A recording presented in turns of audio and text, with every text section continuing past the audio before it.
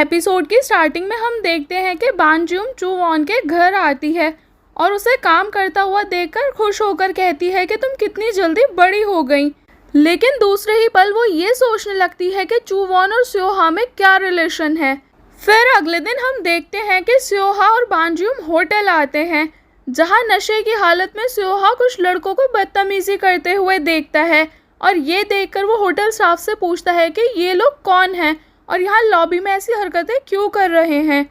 ये सुनकर hotel staff उसे बताता है कि इनमें से एक लड़का मिसेस जैंग का बेटा है, जो कि स्योहा के डैड की मिस्ट्रेस है। लेकिन ये जानते हुए भी स्योहा उस लड़की की होटल में एंट्री बैन कर देता है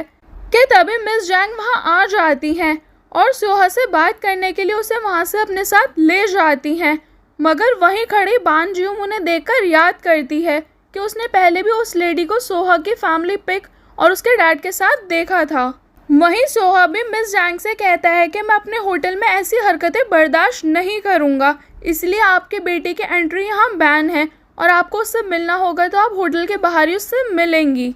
और उन्हें बताता है कि मैं यहाँ होटल में भी कुछ चेंजेस करने वाला हूँ, जिसे सुनकर मिस जैंग चौंक जाती हैं। फिर इसके बाद स्योहा अपनी टीम के साथ मिलकर होटल के लिए कुछ चेंजेस डिसाइड करता है और अपनी टीम को इंस्ट्रक्शंस देता और उनकी ड्यूटी बताता है, जिसे देखकर बानज्यूम उससे कहती है कि आपने सबको तो उनकी ड्यूटी बता दी, लेकिन मुझे नहीं बताया कि मुझे क्या काम करना है। तो स्योहा कहता है कि तुम इन सबको मैनेज करोगी और उनकी हेल्प करोगी, क्योंकि तुम्हें एक काम देना सही नहीं होगा जबकि तुम मल्टी टैलेंटेड हो। फिर नेक्स्ट सीन में हम देखते हैं चू वॉन होटल आती है और बानज्यूम को एक फाइल देते हुए कहती है कि मुझे पता चला आप होटल के लिए एक लैंडस्केप डिज़ाइनर ढूंढ रहे हो, इसलिए मैं यहाँ अप्लाई करने आ गई। लेकिन मुझे पता है कि जैसे ही स्योहा को पता चलेगा कि ये मेरी फाइल है, वो इसे एक्सेप्ट नहीं करेगा, इसीलिए ही मैंने दूसरे नाम से बनाया है। और बानज्यूम से रिक्वेस्ट करती है उसे हायर करने में हेल्प करने के लिए। इसके बाद बानज्यूम दोयून की हेल्प करती है, लेकिन वो उसे मना कर देता है और उससे कहता है कि तुम बहुत अजीब हो और पूछता है कि तुम्हारा इन सब के पीछे क्या मोटिव है, आखिर तुम इतनी अच्छी जॉब छोड़कर यहाँ क्यों आई हो। जिसे सुनकर बानज्यूम भी उससे कहती है कि चाहे मेरा मोटिव कुछ भी हो, लेकिन मैं डॉक्टर स्योहा को नुकसान पहुँचाने नहीं आई।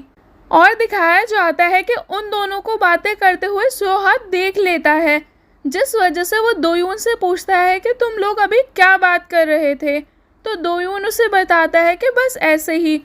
और मैंने आज तक बानज्यूम जैसी सस्पिशियस और वियर्ड लड़की नहीं देखी।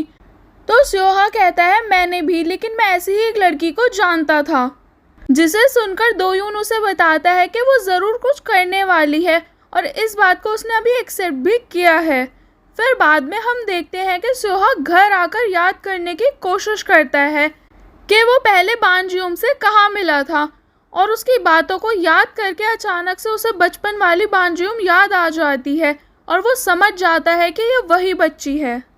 और इसी वजह से वो बानज्यूम को कॉल करता है और उससे पूछता है क्या हम अभी मिल सकते हैं, क्योंकि मुझे याद आ गया है कि तुम कौन हो।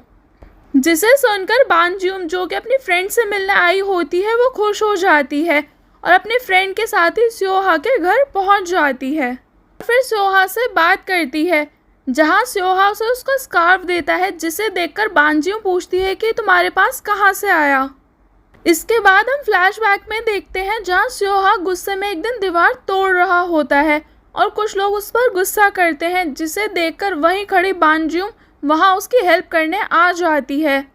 और स्योहा का हाथ पकड़कर वहां से भागने लगती है। फिर इसके बाद वो दोनों बातें करते हैं, जहां बानज्यूम स्योहा से कहती है कि तुम मुझसे शादी कर लो, लेकिन तभी उसकी नज़र स्योहा के चोट पर जाती है, जिसे देखकर वो उस पर गुस्सा करने लगती है, लेकिन फिर अपना स्कार्फ उतारकर उसके हाथ पर बांध देती है। वहीं स्योहा उसका ये अजीब नेचर देखकर हंसने लगता है, क्योंकि एक पल तो वो उस पर गुस्सा करती है और दूसरे ही पल उसकी केयर भी करती है। इसके बाद हम प्रेजेंट सीन में देखते हैं, जहां बानज्यूम स्योहा से कहती है कि अब तो मैं बड़ी हो गई हूँ ना, तो अब मुझसे शादी कर लो, क्योंकि तुम मेरा पहला प्यार हो। लेकिन स्योहा उसकी बात नहीं मानता और कहता है कि तुम अभी भी उस बचपन वाली बात पर ही अटकी हुई हो।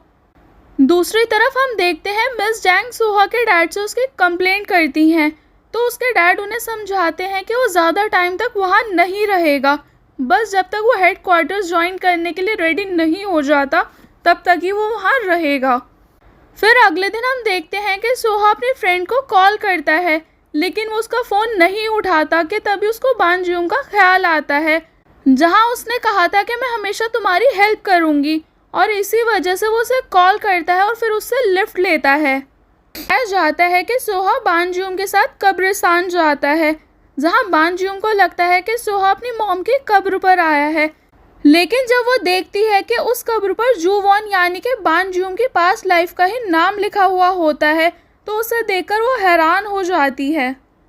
दिखाते हैं कि सोहा और चूवॉन दोनों ही बानजियोंग की डेथ की वजह से बहुत दुख में होते हैं, जिस वजह से बानजियोंग भी अपसेट हो जाती है।